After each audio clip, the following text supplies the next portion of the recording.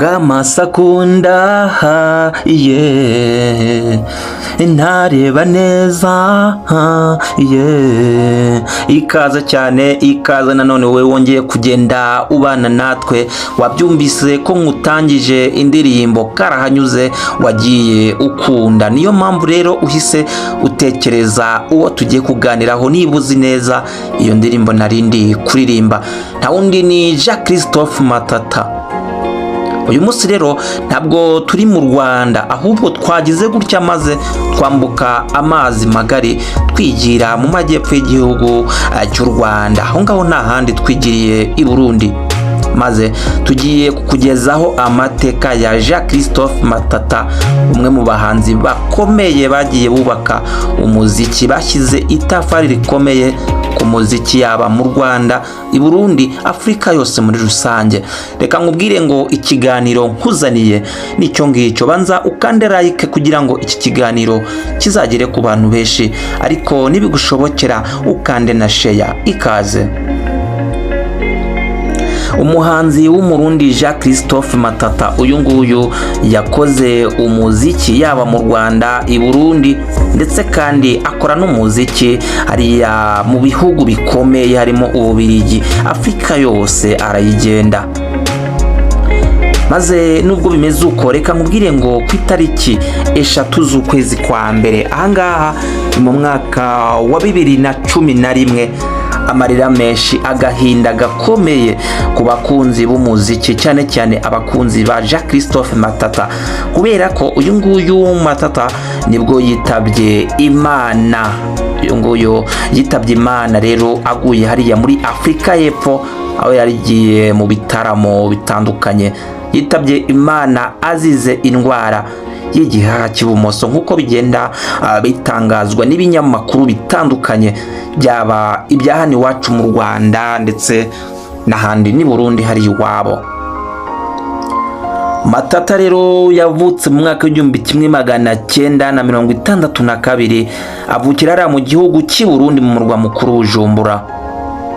Ubwo Matata yari afite imyaka 18 y'amavuko yonyine, nibwo yiyumvisemo imisemburo ikomeye yo kuba umuhanzi, maze ahita yinjira no mu muziki ako kanya.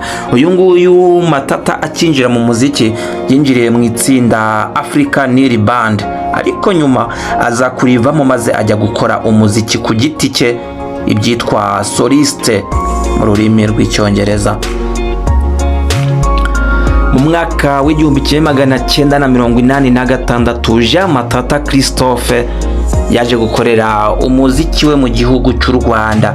Ahangaha yakoreye umuziki igihe kitari gito, kubera ko ahangaha nyine yasohoye alubumu ye cyangwa se umuzingo w'indirimbo awita Amasakunda, ari nayo yitiye indirimbo ye nyine Amasakunda natangiye nkubwira cyangwa se kuririmbira. Nyuma Jean Christophe Matata yasohoye undi muzingo w'indirimbo awita Nyaranja, indirimbo yagiye inakora ku mitima abakunzi b'umuziki muri biriya bihe ndetse kugeza n'ubu ngubu. Mu mwaka w'1990, uyu nguyu Matata yagize gutya yisubirira hariya mu gihugu cye i Burundi, ariko akomeza kugenda akora umuziki yaba mu Rwanda, i Burundi, ndetse no muri Afrika yose. Yagendaga akora ibitaramo bitandukanye. Uyu nguyu Matata hagati y'umwaka w'1970 ndetse n'umwaka w'1980 yabaye icyamamare hariya mu gihugu cy'i Burundi, kubera nyine kugenda akora umuziki by'umwuga kandi bigaragarira amaso ko ari umuhanga cyane. Nkuko rero natangiye mbikubwira, 2011 ku itariki 3 z'ukwezi kwa mbere, icyamamare Jean Christophe Matata yitabye Imana aguye muri Afrika y'Epfo, aho yari yagiye gukorera ibitaramo byiwe nyine muri Cape Town hariya muri Afrika y'Epfo. Yitabye Imana afite imyaka 50 y'amavuko, asiga umwana witwa Jean Arumene. Uyu nguyu nawe yabaye umuhanzi ukomeye, maze yaje no gufatanya n'abahanzi bakomeye hano iwacu mu Rwanda mu gukora umuziki. Aho ngaho harimo nka Mani Martin, Jules Sentore, Ben Kayiranga, Patrick Nyamitari ndetse n'abandi bakomeye bagiye bamenyekana mu muziki. Uyu muhungu wa Jacques Christophe Matata yagiye akorana umuziki nabo.